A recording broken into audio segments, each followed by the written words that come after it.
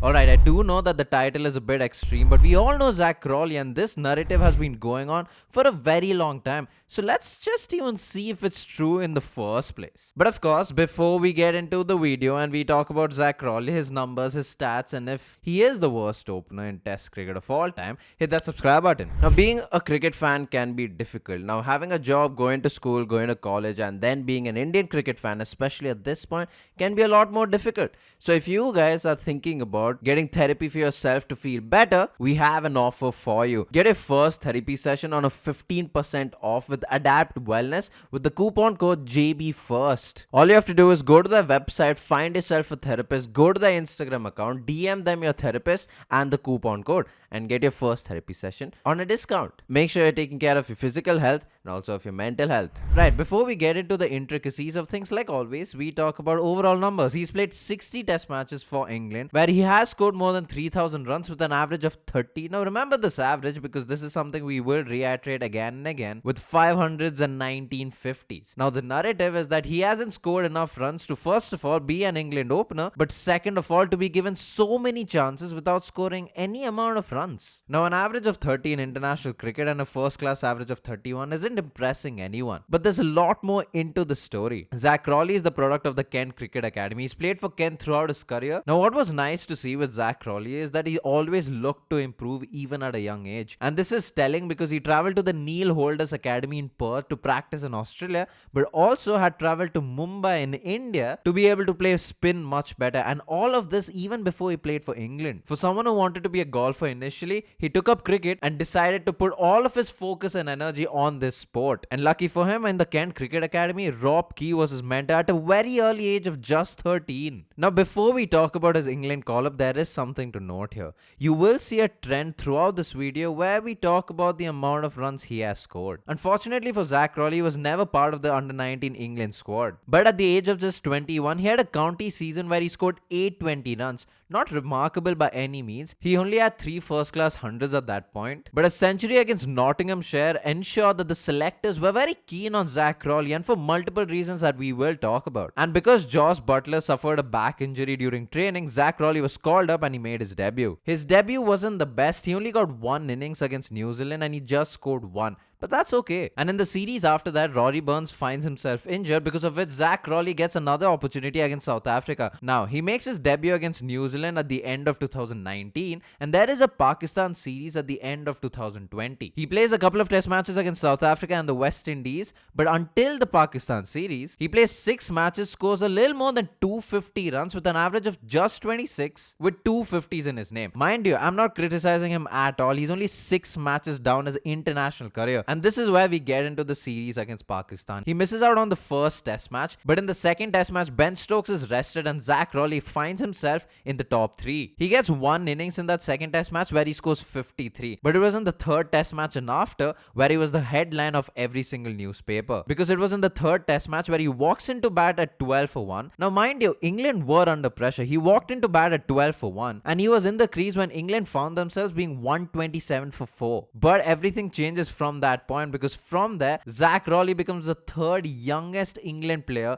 to score a double 100. He scores a mammoth 267, taking England's score to 583 for 8. Now, a couple of things. Not only was his maiden 100 in the test format a double 100, it was a monstrous double 100 under pressure. With that, for someone to score 100 in that match, he had the highest strike rate. But not just this, right? A reminder that he missed the first test match. Even then, by the end of that series, he was the highest run scorer across both the teams. In 2 matches, he scored 320 runs. He was the only batter to score more than 300 in that series, with an average of 160. And interestingly enough, for a batter to at least score 150 runs in that series, he again had the highest strike rate. Now I know a strike rate is not the most important thing in Test cricket, but it is something we'll come back to. Right, so we have looked at his stats until the Pakistan series. Now let's just include that series too. He's played 8 matches in total. He scored close to 600 runs with a very impressive average of 48. Now he has 100 and 350s. Alright, so 8 matches and 12 innings down the line, he doesn't seem that bad of a batter. If anything,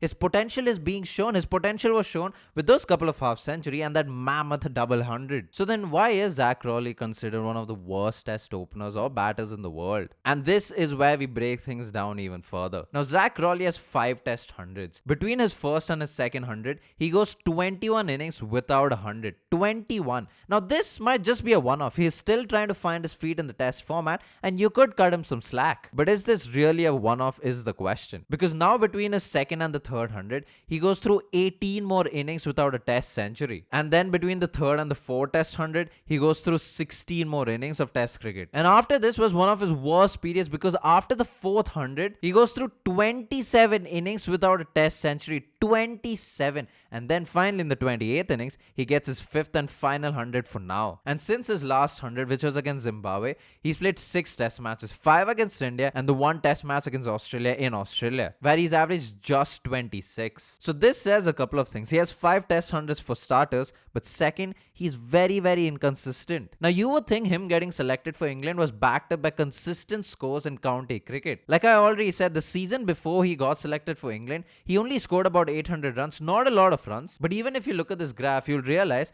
that he hasn't scored a lot of runs in county cricket to begin with. He's only had one season where he's averaged more than 50 and one season where he's averaged around 45. Yet he got selected for England for a couple of reasons. One, because of potential. Second, because of the way in which he went about scoring runs. And third, just because the selectors thought he was ready and good enough to play for England. But to Zach Crawley's defense, and he has a defense of his own, he's often talked about how his first class averages don't reflect his potential, because according to him, he has batted on difficult county pitches that don't really allow a lot of runs to be scored. And these are words from him, and I quote, "I've batted on poor pitches really my whole championship career," which might potentially be his defense. And we can understand, right? So he's batted on difficult pitches, his averages might not reflect his potential. So let's look at what he's done for England. Before we look at his numbers, there's something to understand. In the last couple of years, the batters have really flourished in England, especially the international batters. Not only have they scored a lot of runs, but they've scored a lot of runs at a very high run rate. In fact, if you look at the most runs scored in a season in England, 2025 has been the most amount of runs ever scored in a season in England. And 2023 is in the top 5 seasons of most runs scored. And then when you look at the run rates in England, you will realize that 2022, 23, 24 and 25 are in the top 5 for the highest run rate per season in England. Right, so this backs up what I said. In the last couple of years, England has been a place where you can score a lot of runs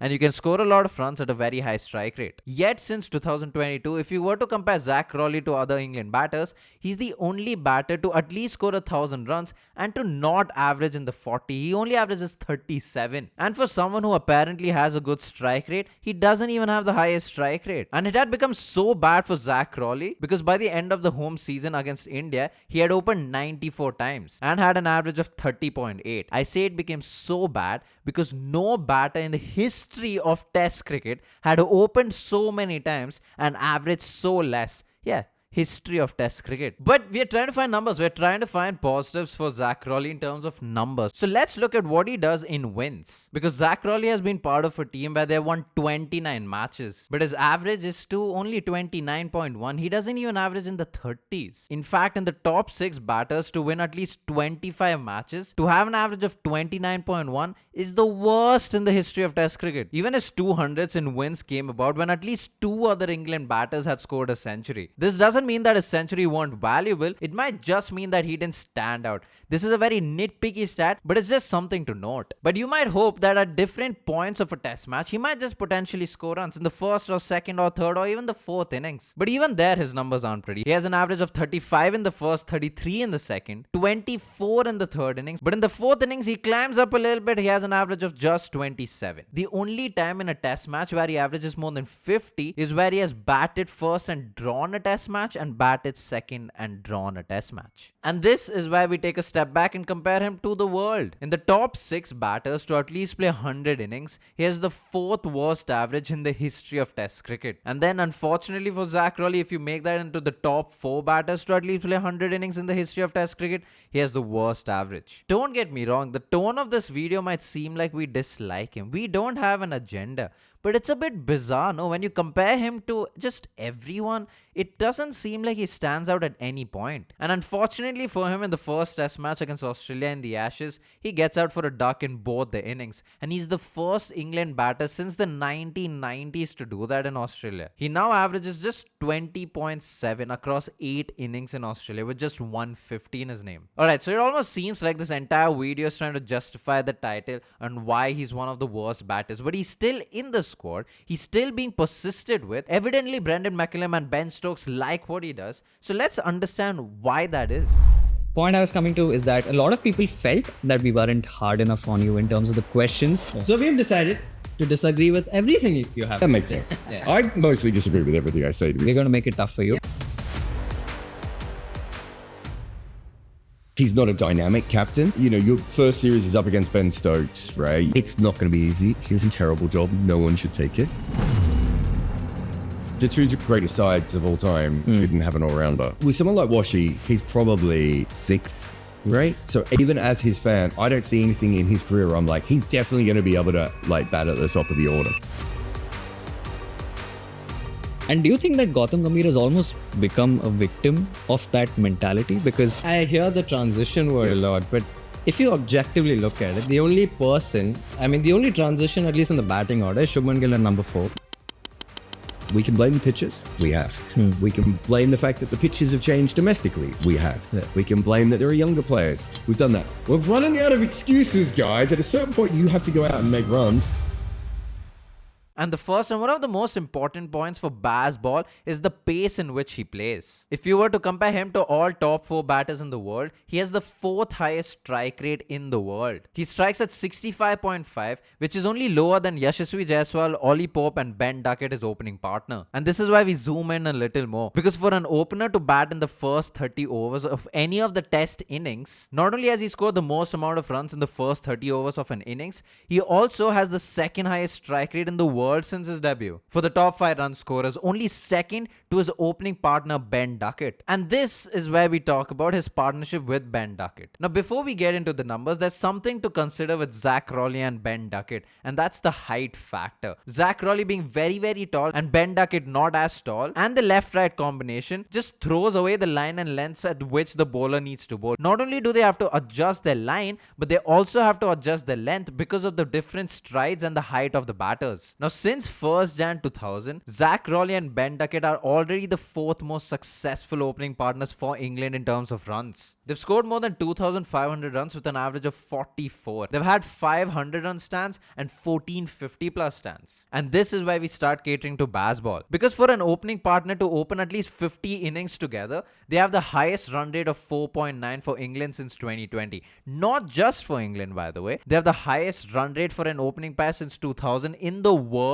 And Ben Duckett has also been vocal about how he enjoys opening with Zach Rowley, how their partnership and synergies just work for the England team. And this is where we come to 2 points of this video. One, we have understood why Zach Rowley is one of the worst batters in Test history in terms of averages, not just across eras, but in an era where run scoring has been relatively easier, specifically in England. And that he works well with Ben Duckett, and them as an opening pair, they have been successful so far. But if you look at Zach Rowley objectively and look at his numbers, you might want to drop him. Except since 2015, England has had 24 openers. And the only opener apart from Alistair Cook to at least play 50 innings is of course Zach Rowley. And for an England opener since then to at least go 500 runs, Zach Rowley has the 4th best average. Now mind you, he's behind Alistair Cook, who's retired, Ben Duckett, his current opening partner, and Rory Burns, who the England team aren't looking at. So is this the best option that they have out of all the openers in the county championship? That's for the England team to look at. But there really is no way to justify the fact